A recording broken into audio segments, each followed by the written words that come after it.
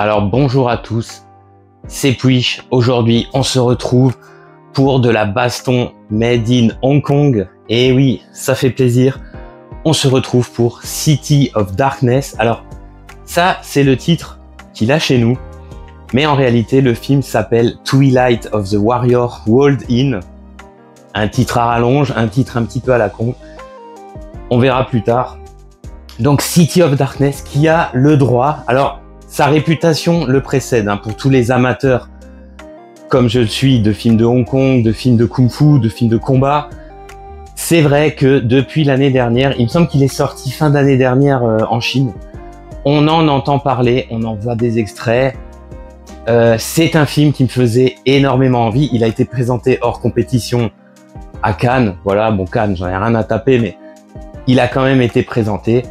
C'est quelque part le retour, enfin, si on peut dire le retour, alors le retour peut-être chez nous sur grand écran, le retour de la baston made in Hong Kong, une promesse de gros fight ultra vénère, réalisation aux petits oignons, film voilà qui prend aux tripes.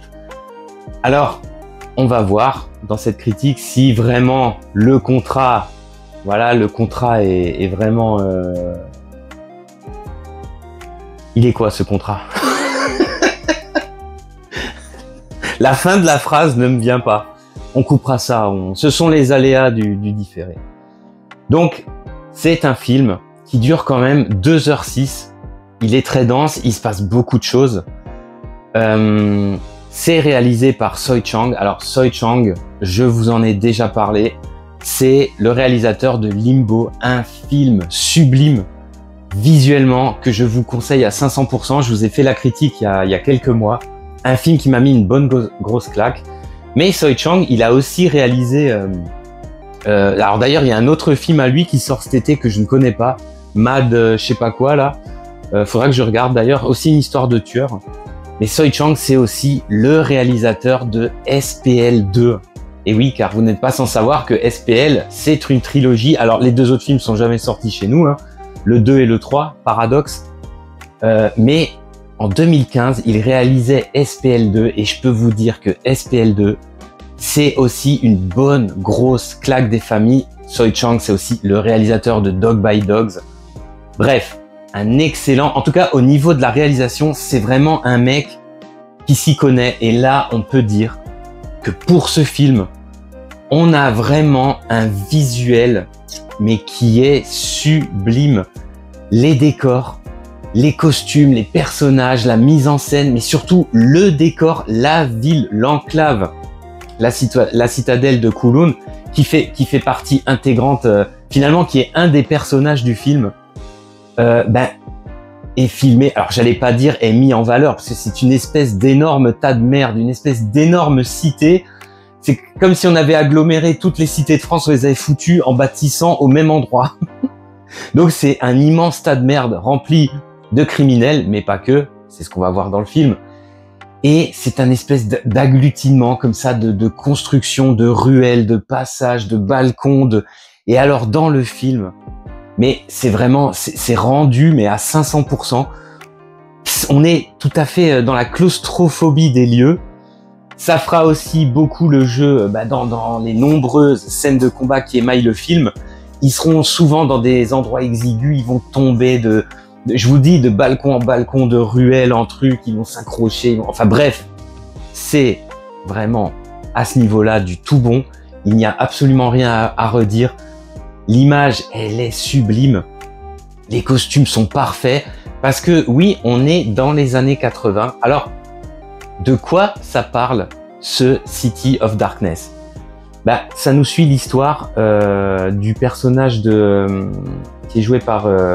on suit le personnage de Shamlock Kwan. Donc, il est joué par Raymond Lam. Alors, Raymond Lam, c'est un jeune acteur.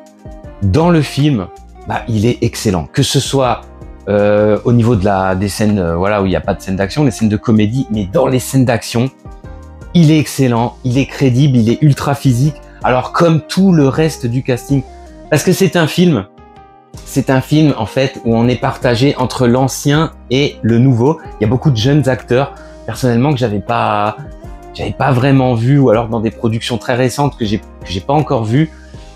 Ils sont vraiment très bons. Et puis il y a des anciens. Il y a évidemment Louis Ko, il y a évidemment Sammo Hung. Bref, il y a des vieux de la vieille dans le film qui sont aussi très bons. Et c'est une histoire sur une génération en fait. Le film se passe dans les années 80. On va suivre donc le personnage joué par Raymond Lame, qui est en fait un réfugié qui veut des papiers, voilà, une identité pour aller à Hong Kong. C'est un migrant, voilà, c'est un migrant, et donc il veut des papiers pour aller à Hong Kong. Il va rencontrer Mr Big, joué par Sammo Hung. Alors Sammo Hung, jouissif dans son personnage de vieux baron de la drogue, gros enfoiré, vieux mafieux, une grosse ordure. Il va se faire arnaquer par eux. Il va pas se laisser faire, il va s'enfuir et il va trouver refuge dans la citadelle de Kowloon, où il va tomber sur un dénommé Cyclone, qui est le maître des lieux, aussi un vieux de la vieille, donc joué par Louis Ko. Et voilà, il va voir que eux, ils sont un peu moins pourris que les autres.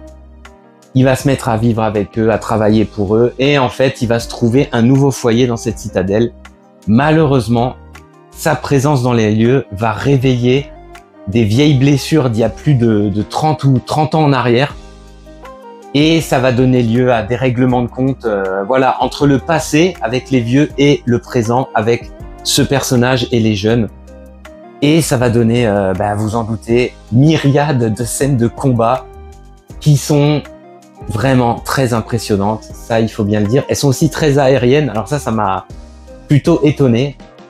On est de retour. Si tant est que c'était déjà parti, je vous dis, SPL2 par exemple, on était aussi à fond dans du cinéma comme ça de Hong Kong surboosté. Il était aussi excellent, même le 3 est plutôt pas mal. Il faudrait que je vous fasse une critique de la trilogie. Mais là, dans ce film-là, ils ont mis les petits plats dans les grands. Déjà, l'histoire, elle est intéressante. Elle est intéressante, c'est une histoire à tiroir, il y a plusieurs trucs. Alors, il y a un twist dans le scénario, bon. Et oh, le twist, oui, on le voit arriver... Bon, à 200 km, même les moins perspicaces, même moi, j'ai dit, le twist, c'est ça le twist, ok, on s'en doutait. Par contre, certains personnages, il y a beaucoup de morts dans le film. Moi, certains personnages, j'aurais pas pensé qu'ils allaient mourir. Bon, ils se font zigouilled. Et le boss final n'est pas forcément celui qu'on croit. C'est un autre personnage, c'est plutôt pas mal. On a droit à un combat final à rallonge qui n'en finit pas. C'est vraiment un très très bon film. Après, si j'avais juste un petit bémol à donner, il dure quand même 2h06. Bon, c'est pas inintéressant, voilà, mais c'est vrai qu'il y a, un petit quart d'heure peut-être. On aurait réduit certaines choses pour rajouter encore plus de combats. Parce que le quota action, le quota baston, il y est, c'est clair et net. Surtout que chaque affrontement se passe différemment, met en scène d'autres protagonistes. C'est vraiment très très cool. Sammo Hung, voilà, il va se battre. Louis Ko, pareil, il va se bastonner. Les vieux vont tous se bastonner. C'est plutôt cool, même si, bien sûr, on regrettera que Sammo, pour son grand âge, voilà, il est doublé.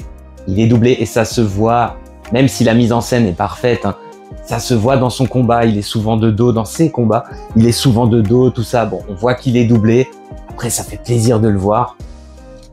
Et puis on a surtout nos 4 personnages principaux qui vont être les 4 héros du film finalement, les jeunes, qui sont vraiment très très cool, très charismatiques. Moi perso j'ai adoré, ils ont chacun un style un peu différent. J'ai adoré toute la scène finale où ils se battent ensemble. Il y a des plans comme ça, ils sont l'un à côté de l'autre, ils prennent la pause à mort. Ça se la pète à mort dans le film, mais c'est ça aussi qu'on aime. Hein. Pareil, Louis Ko, quand il donne ses coups comme ça, on prend la pause, on se la pète à mort. Mais c'est ça qu'on adore dans le cinéma de Hong Kong qui pète sa race. Là, dans ce film-là, c'est poussé au paroxysme. Personnellement, j'ai adoré toute la fin. Vraiment, je vous dis, les 4 héros ensemble, qui se battent contre une armée de mecs, qui se battent ensuite contre le méchant qui est inarrêtable. Par contre, il faut signaler qu'en fait, ce film est une adaptation, en fait, si j'ai bien compris, d'un manga chinois. Et donc, en fait, il adapte des personnages qui sont dans le manga un peu à la Ken le survivant, c'est-à-dire qui sont vraiment ultra puissants. Et en fait, c'est retranscrit dans le film. Alors ça m'a beaucoup étonné. Parce que le film a une vibe... voilà, les personnages ont des capacités totalement ahurissantes. Ils détruisent les murs en tapant. Il y en a un, il fera la serre de l'aigle, comme ça, il arrache tout, il arrache les cloisons. Il y en a un, juste avec ses doigts, il peut pénétrer en toute... il n'y a rien de sexuel, hein. C'est pour tuer des mecs, hein. Il peut pénétrer ses adversaires comme ça. Il y a le boss final qui a carrément... il a genre le mec, rien ne le transperce, il est ultra fort. Ça m'a étonné. Et alors, ça va crescendo dans le film. C'est-à-dire, vous allez voir, si vous voyez le film, plus le film avance, plus les scènes de combat, d'action vont être de plus en plus aériennes, câblées mais pas trop, hein. Des coups improbables et des capacités vraiment de plus en plus surhumaines des personnages. Donc, c'est à signaler. Ça plaît ou ça plaît pas. Moi perso, fan de Ken le Surprenant, mais fan déjà des films de Hong Kong, what the fuck. Donc moi, ça m'a beaucoup plu.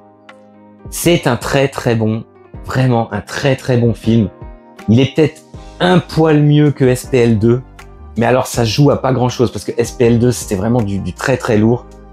Vraiment un film qui met les petits plats dans les grands. Si vous n'avez pas vu de films de combat, de films de kung-fu chinois depuis longtemps, bah écoutez, jetez-vous dessus. C'est très différent, c'est différent d'un Ip Man ou de... C'est pas pareil, c'est un autre genre. C'est plus exagéré encore, plus foufou. Et puis vraiment, le décor, la ville, la citadelle, mais vraiment c'est un véritable plaisir, mais vraiment pour les yeux, de voir tous ces décors qui ont été vraiment faits à la perfection. On a aussi des plans larges sur la ville, sur les hauteurs. Tout est sublime. Écoutez, une grosse réussite, hein. Franchement, y a rien à dire, une grande et grosse réussite. Tant mieux que ça sort au cinéma chez nous, même si j'imagine d'ores et déjà le bid à venir. Je pense pas que les gens vont se précipiter pour le voir, et c'est dommage. À signaler aussi que le film, il est pas ultra violent, mais il est quand même bien violent. Il y aura du sang, les personnages sont blessés, il y a des morts, il y a des coups de couteau de partout. Après, il est peut-être pas aussi violent que moi je l'aurais imaginé. La bande-annonce nous vendait vraiment un film jusqu'au boutiste. Bon, on n'est pas là-dessus. Pareil, les scènes d'action sont toutes marquantes. Après, à mon goût, à moi, bon, on aurait pu réduire un peu la durée du film. Ça aurait eu un aspect plus condensé sur les scènes d'action. Il n'y a pas un ventre mou, mais il y a une partie du film où voilà, il n'y a pas d'action du tout. Alors ça met en place toute une galerie de personnages et l'histoire, ok. Mais ça dure un peu, tout de même. Ça dure un petit peu. Donc à voir si dans le visionnage, ça ne dérange pas pour certains qui s'attendent, comme moi. C'est vrai que peut-être que ça m'a dérangé parce que à la base, je m'attendais à un déferlement de scènes d'action non-stop. Bon, c'est pas le cas. Il y a une vraie histoire avec des vrais personnages, avec, comme je vous ai dit, les personnages sont tous développés. Donc il y a quelque chose. Donc c'est pas un déferlement non-stop d'action, mais bon, ça reste le très très haut du panier. Très très bon film. Ça vous donnera envie, je l'espère, de vous replonger voilà dans plein de films de kung-fu. Alors moi j'ai pas besoin de ça parce que j'adore de toute façon. Mais c'est vrai que c'est le genre de film, hop, ça remet une pièce dans la passion du cinéma de Hong Kong, du cinéma chinois qu'on adore. Tsui Chang, très grand réalisateur, je continue à le dire. C'est vraiment un gars qui sait mettre en valeur l'image comme ça, les personnages, les acteurs. C'est un très très bon.